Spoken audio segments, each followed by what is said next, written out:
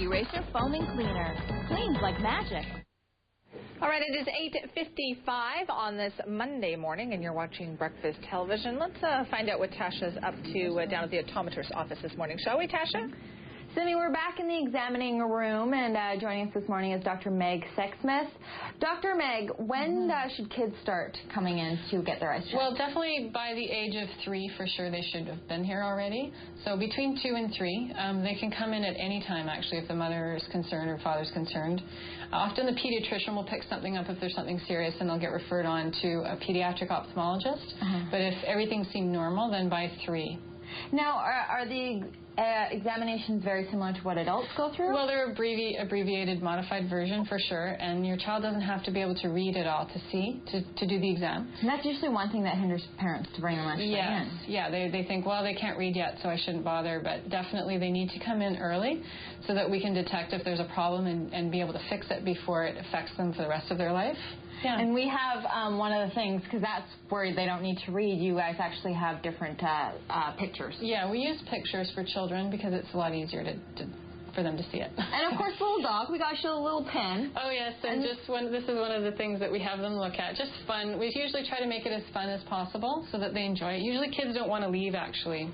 And that pen actually has a purpose. What are you hoping to learn when the kids are looking at it? Well, I use this as a target for children to follow, so I can determine if they have a turned eye or a muscle problem with their eye, or make sure they're tracking properly.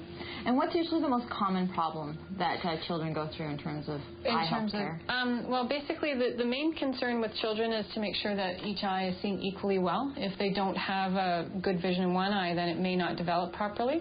So it needs to be corrected with glasses usually, and sometimes we'll patch the good eye to force the bad eye to work so that it will function properly for the rest of their life.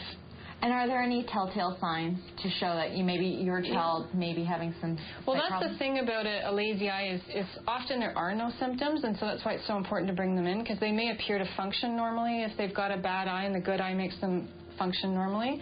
Some other problems, though, with reading would be if they rub their eyes a lot, or if they're tilting their head when they're reading, or if they're getting really close to the television or close to their reading material.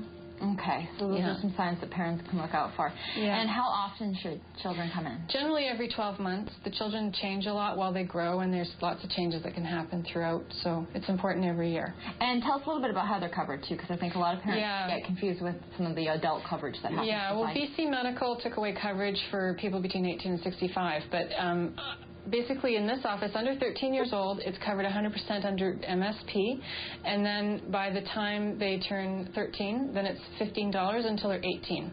Okay, so BC Medical pays otherwise. Okay, thank you very much. Those are some great tips, because it's very important, Simi and Dave, to get the kids' eyes checked as early as possible, because you don't want to create any bad habits. All right, good advice. Thank you very much for that, Tasha. No bad habits, right, Dave? Bad.